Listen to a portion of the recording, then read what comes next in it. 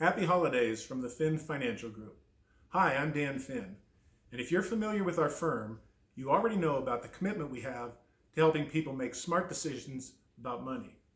Well, this holiday season, we're going to extend that commitment to helping you make smart decisions about the wine you serve with your holiday dinner. They say that life's too short to drink bad wine. It's also too short to overpay for wine when you don't have to. But how do you know what to do when there's so many choices out there?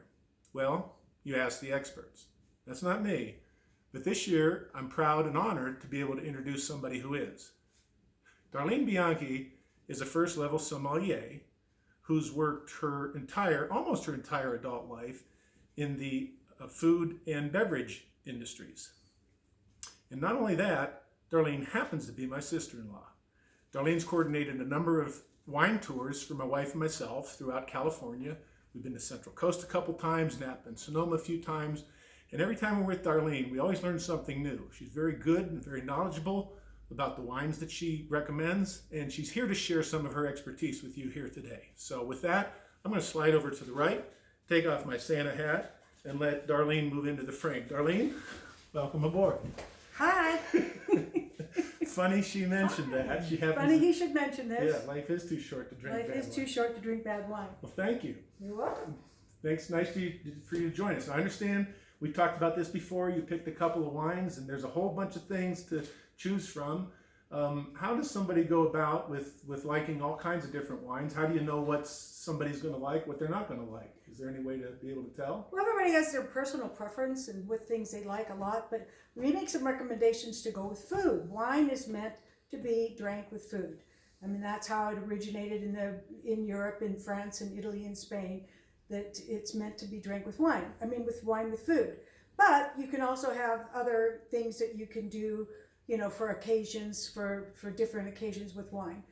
For instance, for celebratory occasions like, you know, people visiting your house or weddings, you know, things that, you know, you want to celebrate and you want to make a toast. You can do champagne or sparkling wine from Italy, which is Prosecco, which is, you know, it's sparkling. It's a little bit semi-dry, so it's not as dry as champagne. It's a little bit more value, you know, as far as your what you're going to buy or spend for a sparkling wine, but also just as good and just as delicious as some of your finer champagnes. From Spain, yeah, sure. Show that up here, folks. Get a close-up view of that.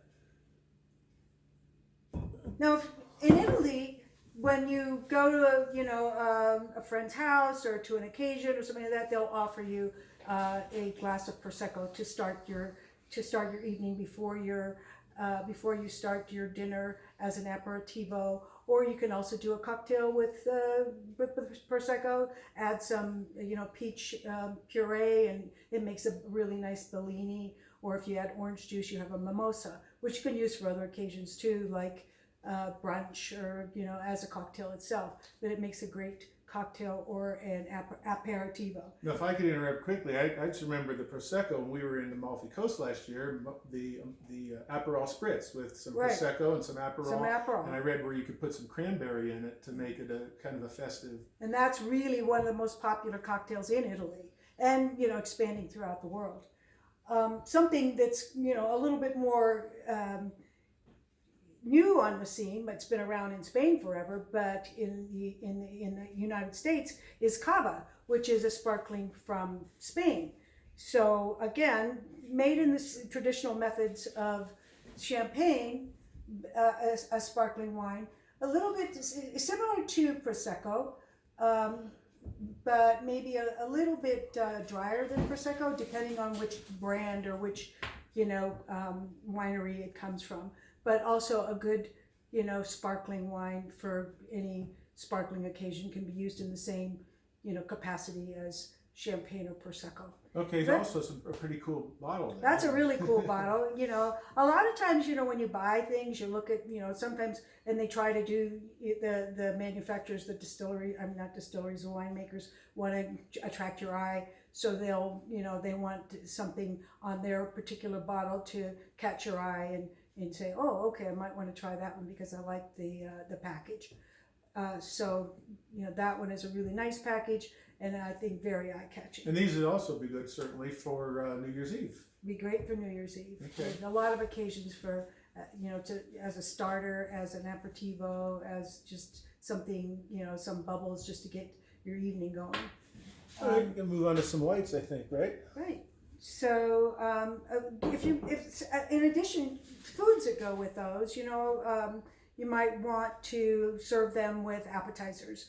That they really do work well with appetizers, the sparkling wines, in addition to just starting out. So, if you're going to do courses for your meal, and your first course is seafood or salad or something like that, the wines that you want to start with are a white wine, a dry white wine. Like a Sauvignon Blanc. We had a. No, we don't have a Sauvignon Blanc. Sauvignon Blanc comes from different places around the world. Primarily, you probably hear a lot about Sauvignon Blanc from New Zealand. New Zealand Sauvignon Blancs are really good, but a little bit different in style than ones from California. So I always suggest that you try, to do a comparison. New Zealand Sauvignon Blancs have a tendency to be grassy and grapefruity, whereas California Sauvignon Blancs are a little bit smoother, softer, a little easier drinking, crisp and refreshing. Sauvignon Blancs go good with, again, appetizers, salads, seafood, shellfish, some chicken dishes, some pasta dishes. Just keep in mind when you're drinking or buying wine, to keep the rule of thumb is the wine is the lighter bodied the wine, the lighter the body the food. So your lighter foods, you want to do a lighter wine. Sauvignon Blancs are crisp and refreshing, and then the other white wines that you might be thinking about buying would be something like a Pinot Grigio. Pinot Grigio is lighter, not as crisp. One of those here too, right? I think we do have a Pinot yeah. Grigio. Pinot Grigio, the good ones are from the north of Italy in the Friuli region. That's where the best Pinot Grigios are from. So if you're buying Pinot Grigio, you might want to look for that region because that is where they grow the best grapes for those wines in the world. You can get Pinot Grigio from just about, any growing regions, but if you want a good one, look for ones from Friuli. And you should find that on the label. Again, appetizer wines go good with seafood, shellfish, salads, that type of thing. Or Pinot Grigio is also a good cocktail wine because it's light. It's it doesn't have a lot of strong characteristics, and it's just easy drinking. So got a couple shards there too, it looks like. So we're going to move into the Chardonnays. Chardonnays are a little bit, again, different styles from different regions. You've got California Chards, Chardonnay from France, Chardonnay from around the world. So again, different styles for different foods.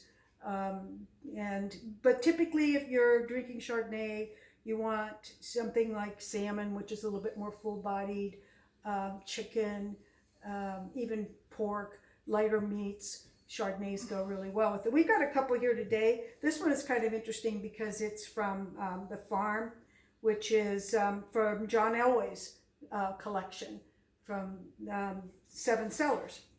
And it's kind of hard to see through that bottle there, but it's kind of neat.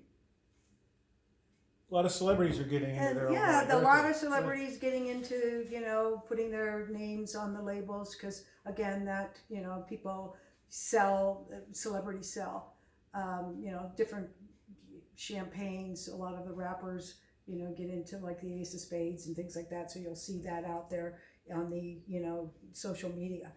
But they're not usually out there stomping the grapes. No, they're just putting their name on it because people recognize the name, and so they, sometimes it's hard to figure out what you want to buy. So if you've got some celebrity, advertising it, sometimes you can think, well, that celebrity's got something good going on their wines or their champagnes or their sparklings or whatever they're hawking. Anyway, this one here, that's the Seven Cellars. The Seven Cellars is a little on the oaky, buttery side, which again is going to complement foods that match that style. This one here is Imagery. This one is from just in California. This one is from, I think, the Central Coast. And this is just a California Appellation. Not quite as buttery, not quite as, a little bit crisper. And again, these are just some wines that I have in my, my cellar that I like. And, you can find something that you like for your own taste. But this is just a recommendation. You don't have to run out and buy this particular brand. But keep in mind when you're buying Chardonnay that if you stay within, from California, Monterey, Central Coast, Napa Valley, Chardonnays from those regions, you're always going to, get a good value. You're going to be a little bit higher cost from the Napa Valley, but as you move down into Monterey and Paso Robles and the Central Coast, the growing regions are great for Chardonnay. And if you look for those regions and stay in a price range, say, $10 to $15, you'll get a good bottle of wine. And Darlene, this would be good too. You growing up Italian, you had the Feast of the Seven Fishes the night before. For the night New Year's before, Eve. right. These would be good for that, right? Definitely good for those. And Sauvignon Blanc as well, again. Sardines, anything like that has, a lot of intense flavors will offset, the Chardonnay will offset those. And then we're moving into your main courses, right, Dan? Yes, yeah. So, I think you like that Italian one you were going to say. This one here, yeah. So depending on what your main course is, for our family, we've always done something Italian, so I brought out an Italian wine. This would go with lasagna, spaghetti, anything with a red sauce or with a meat sauce. This would really complement that. Also, red meats, roasted meats. This is a kind of not like a go-to wine for something that, because it's a red blend, so it's got several different varietals in the Northern Italy, this one too. This one's from Northern Italy, right? Okay. And you can go down, down the boot to Tuscany, for Chiantis, and over to Barolo for Barbaresco and Barolo. Any of those wines, are going to be good with Italian food, roasted meats, prime rib, steak. That they're going to complement those because they've got Italian wines tend to be a little bit more tannic than California wines. So tannins, the fats in the meats will offset the tannins in the wine. So if we go back to California, and we're still doing your entrees, there's several options that you can have from California wines. And we had talked about this earlier, that Merlot has become a little underrated, but it's actually a good go-to wine for roasted meats, pasta with red sauces, pasta with meat sauces, pork, even chicken. Sometimes you can serve a Merlot with, depending on what your sauces are. If you have a white sauce, I wouldn't recommend it, but if you have a red sauce, Merlot is something that you can. It's a go-to varietal for a lot of different foods. It's a little bit more versatile than Cabernet. I think so. This is Emelo? This is Emelo, and this is from the Wagner family. This is a branch off. This is this one is Jenny Wagner, and she's the daughter of Joe Wagner, and they're big in the wine business. And Emily is a winemaker, and she named this one after her mother's family, and her mother's maiden name was Emelo. So that's great wines from that family.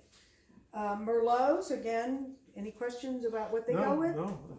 I just remember Merlot, we were talking about this last night, Merlot got a bad rap because of the Sideways movie. Got really bad rap. Joke, but I actually have come to really like Merlot a lot lately. And then that kind of segues us into Pinot Noir, because Merlot got a bad rap and Pinot Noir went nuts after the movie Sideways. Yeah. So Pinot Noir is now, kind of a trendy grape that, you know, a lot of California winemakers are dabbling in and producing some great wines.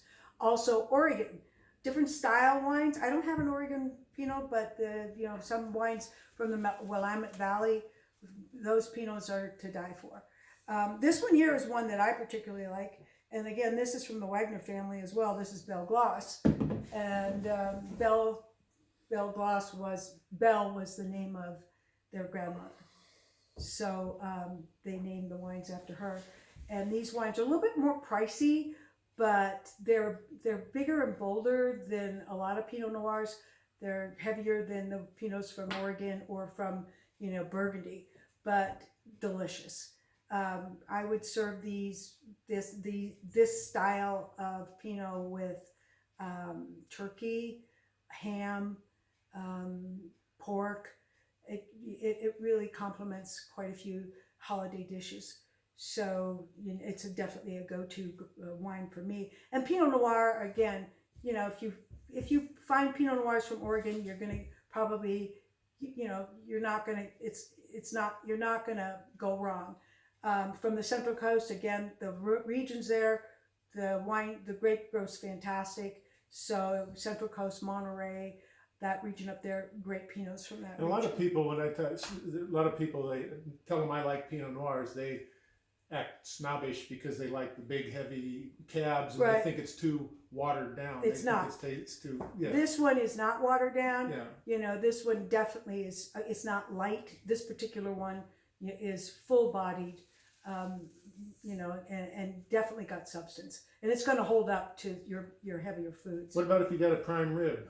I wouldn't recommend it with prime rib, but let's go on to. I would say with prime rib, you'd want to go with a Cabernet. I like Napa Cabs, but this one's from the Central Coast, from Paso Robles. This is Dow, and we've had this, Dan. It was we really liked it. This one is definitely one that this is definitely one, if you get a chance to try it, I would say you'd be happy with it, and it's going to hold up for any of your holiday meals. Prime rib. You see that a lot when you're at the store. That's one that's always usually out there, and it's really popular because now. It's really good. Yeah, it's really good.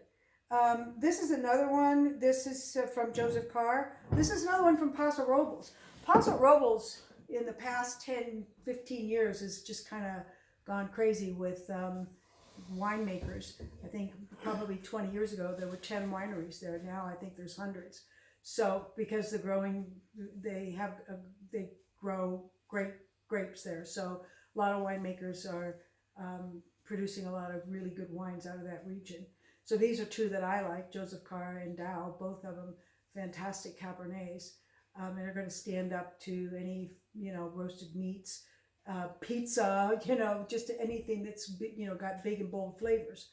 Now, of course, with COVID going on, there's not a lot of touring, but once that is behind us again, when we've toured, it seems, depending on the season, Central Coast is still not as well traveled as Napa and Sonoma, where it's packed sometimes. It's not, but you know, the wines that are coming out of that region are outstanding. Yeah.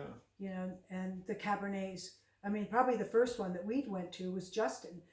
He was one of the innovators in that region to basically grow Cabernet, and did an outstanding job, and also other varietals. He's done Petit Syrah, Syrahs, a lot of, you know, wines from growing regions in the south of France that he, you know, took cuttings and started growing them in that region, and they just did really well with it. You made a comment earlier when we were talking, you know, if you're going to spend a lot of money on a prime rib, you're not going to want to go chintzy on the wine. And these are both if you're going to spend $100 on a prime rib for your Christmas dinner, you definitely want to have something to match that, and these wines will definitely stand up to, you know, and you'll be happy with, you know, the pairings, because it's not going to, the prime rib's not going to overwhelm the wine, and the wine's not going to overwhelm the prime rib, and it's going to just balance it out. It's going to be beautiful. But you don't need a $200 bottle. These are No, just some fun these wines are around 25. We thought, right? I think this one